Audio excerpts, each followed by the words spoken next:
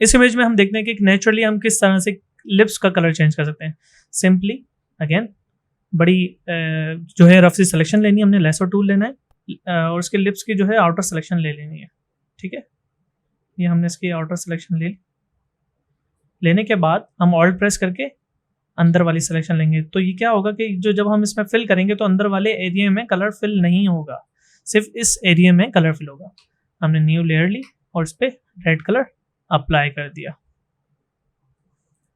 Command option back space दबाएंगे तो हमारा जो बैकग्राउंड कलर या फोरग्राउंड कलर होगा वो अप्लाई हो जाएगा। अप्लाई करने के बाद हमने फिल्टर में जाना है, फिल्टर में ब्लर गैलरी में जाना है और फील्ड ब्लर लगाना है।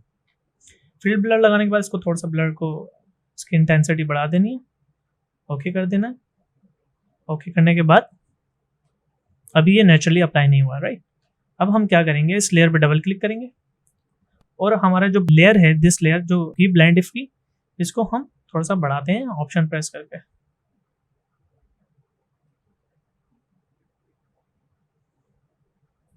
ठीक है, और इस पे हम ब्लेंडिंग मोड्स में मल्टीप्लाई लगा देंगे। सिंपली नेचुरली इसके लिप्स का कलर चेंज हो गया। अगर आपको इसको कलर चेंज करना है तो सिंपली आपने कंट्रोल यू दबाना है, यू सैचुरेशन में जाना है और जो आपको कलर चाहिए आप इसके लिप्स का कलर चेंज कर सकते हैं।